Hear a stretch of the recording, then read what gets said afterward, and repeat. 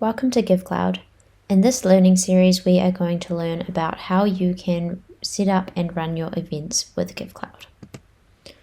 In this section, you will learn about setting up your event registration items, how to manage different registrations or different event items through categories.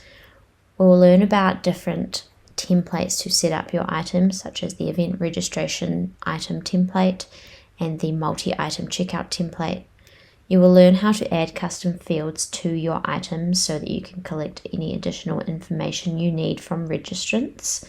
You can learn how to set up a feed that can list out multiple different events, through to how you can use our event check-in report and using QR codes to do so, right through to reporting on event registrations and setting up custom emails as a confirmation for event registrations.